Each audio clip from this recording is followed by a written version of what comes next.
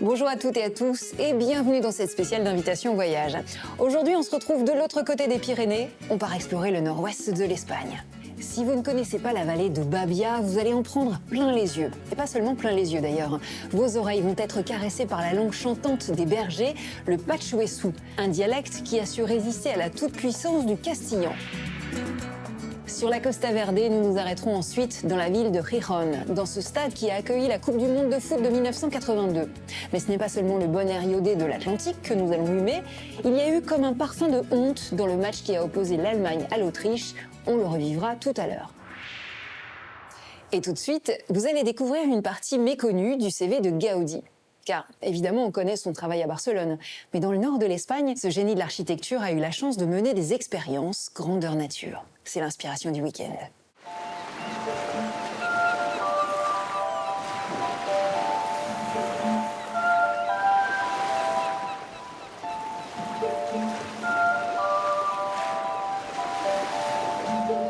Un château qui semble émerger d'un conte de fées.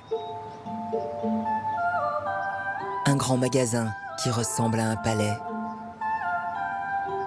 Une maison un peu folle, dont les terrasses en forme de banquette regardent vers l'intérieur. De la ville de Léon à la station balnéaire de Comillas, jusqu'à la cité d'Astorga, le nord de l'Espagne a été le terrain d'expérimentation du père du modernisme catalan, Antonio Gaudí. C'est bien dans ce nord rugueux, si différent de sa Catalogne natale, que l'architecte de la Sagrada Familia et du parc Güell a trouvé les ressources pour se réinventer. Il absorbe la culture locale et va réaliser ici des œuvres singulières, transformant son travail.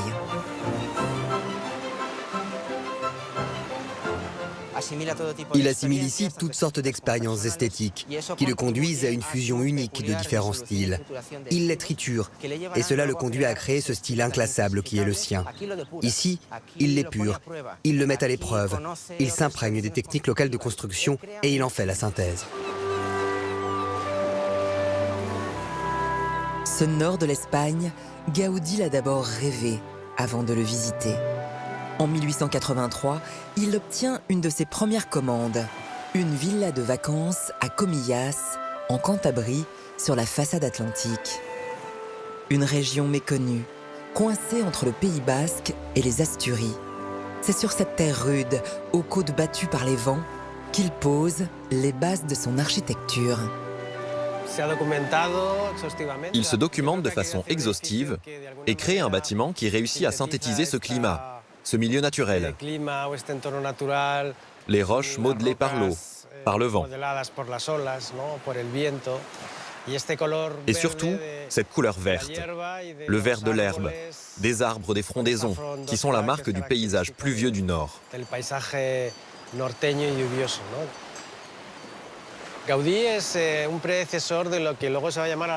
Gaudí part du principe que l'architecture doit être en symbiose avec son milieu naturel. C'est quelque chose de basique pour lui. Ce lien presque tellurique.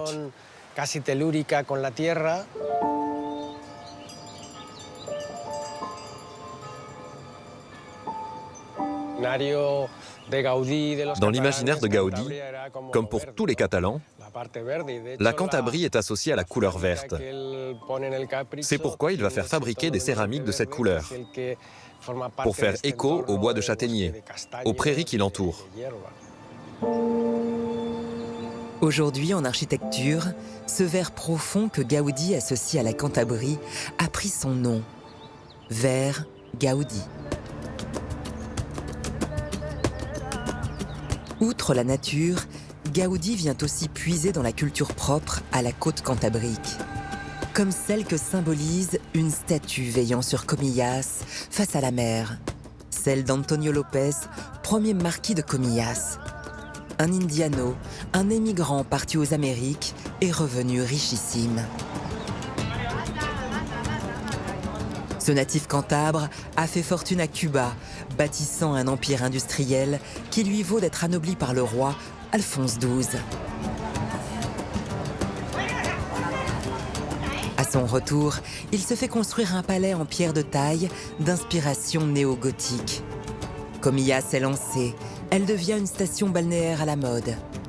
Gaudi s'imprègne ici de cet esprit indiano qui souffle sur la région jusque dans les années 30, entre fantaisie et sens de la prouesse. L'histoire de Comillas est marquée par celle des Indianos. Beaucoup de ces enfants du pays ont émigré en Amérique. Ceux qui ont réussi voulaient à leur tour étaler leurs richesses en se faisant bâtir de somptueuses demeures. Ils étaient fiers d'être des Indianos. Gaudi connaissait bien ces aventuriers, qu'on appelle Americanos en Catalogne. Je crois qu'il partageait leur esprit. Il aimait l'exotisme. Ce style cher aux Indianos, Gaudi le comprend d'autant plus qu'il en fréquente dans son entourage proche, à l'image de son mécène Eusebio Güell. Mais il le transfigure et parvient à s'en affranchir. C'est ainsi qu'il donne naissance à l'étonnant Capricho de Comillas, une villa de vacances exubérante que Gaudi pense tout en courbe et en rondeur, là où les demeures d'Indianos traditionnelles sont faites de cubes et d'angles droits. Un précepte que l'architecte applique ensuite à nombre de ses réalisations.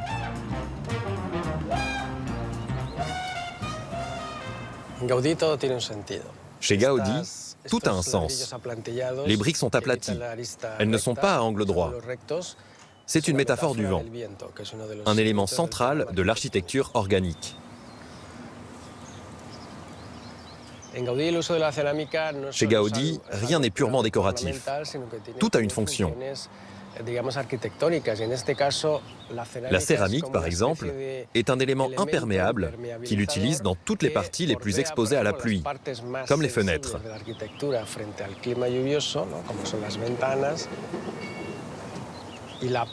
La tour est la partie la plus recouverte de céramique, parce qu'elle est orientée au nord-est, là où convergent les vents les plus humides de Comillas. La villa est conçue comme une machine pensée pour habiter dans ce climat-là. Gaudi rompt totalement avec le style architectural des maisons alentours. Et pourtant, il construit une maison qui attire vraiment le regard. En cela, c'est un vrai Indiano.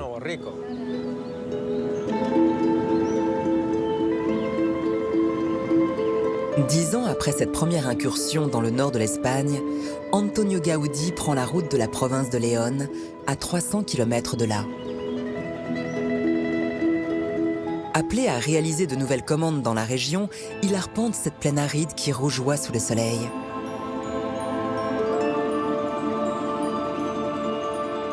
À Jiménez de Jamús, il découvre une terre où l'on a conservé les traditions de fabrication de la brique.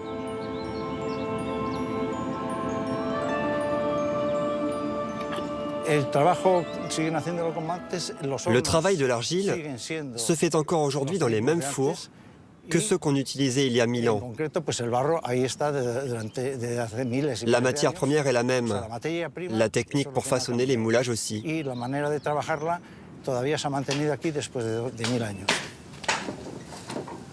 L'aspect originel consiste à tenter d'approcher, de revenir aux origines. Est originel celui qui, avec de nouvelles techniques, conserve la simplicité.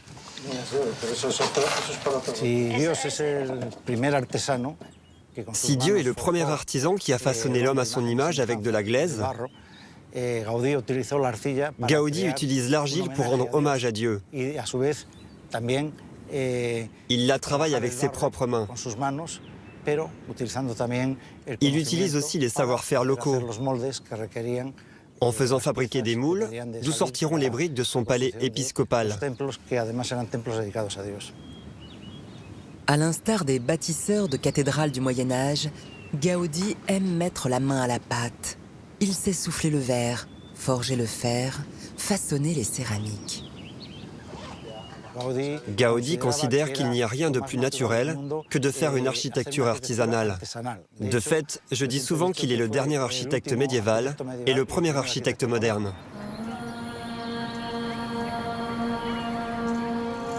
Ce sont ces briques qui ornent le palais épiscopal que Gaudi fait sortir de terre à Astorga, accolée à la cathédrale. Une commande d'un ami originaire de Reus, sa ville natale, l'évêque Joan Grau.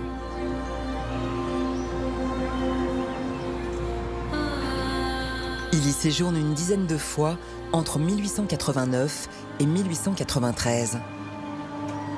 L'atmosphère spirituelle de la ville, étape pèlerine sur le chemin de Saint-Jacques, le marque profondément. La ville d'Astorga, au même titre que le climat, joue aussi son rôle. Les hivers sont très longs, il neige beaucoup. Cela entraîne de longues heures de solitude et l'incite à l'introspection. Or, Gaudí vit pratiquement ici pendant 2 ans. Il loge dans une dépendance du séminaire proche de celle de l'évêque. Il commence à aller à la messe et il a de longues conversations avec lui sur la spiritualité lors de promenades le long des murailles.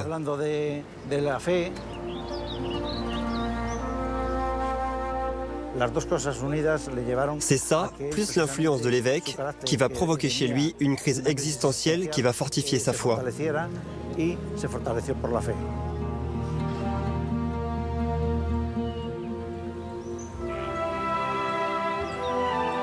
Avec ses séjours à Astorga, Antonio Gaudí trouve un nouveau souffle dans sa création. Il reprend le chantier de la Sagrada Familia, alors à l'arrêt, où il met à profit ce qu'il a appris. En 1891, il est amené à revenir à León, à 1 heure à l'est d'Astorga. Il y suit un autre chantier, la Casa Botines, la dernière de ses réalisations dans le nord de l'Espagne. L'occasion de prendre une leçon magistrale d'architecture. La ville de León, c'est un millefeuille architectural. Gaudí découvre la ville lorsqu'elle est encore entourée de sa muraille romaine. Il se promène dans une ville marquée par le Moyen-Âge. Il voit des monuments, aussi bien de style roman, gothique que Renaissance et baroque.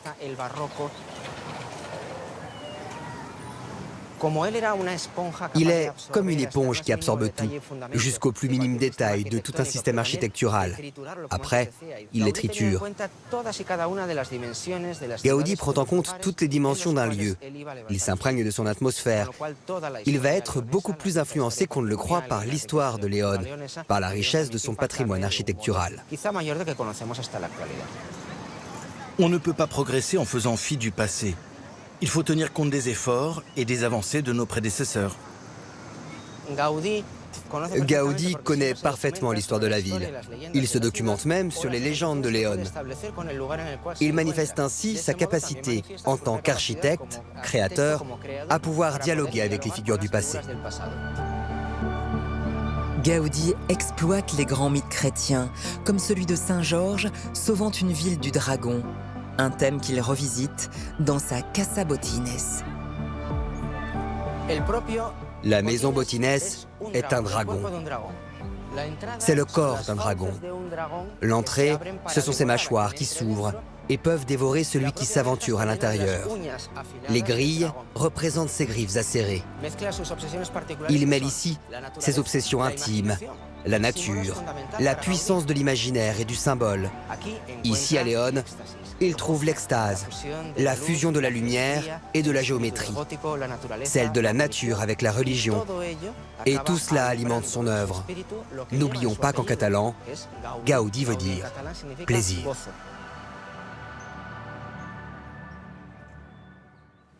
Dans les Asturies, il y a un autre personnage qui a laissé son empreinte, et pas qu'un peu, c'est Pélage, le premier roi des Asturies.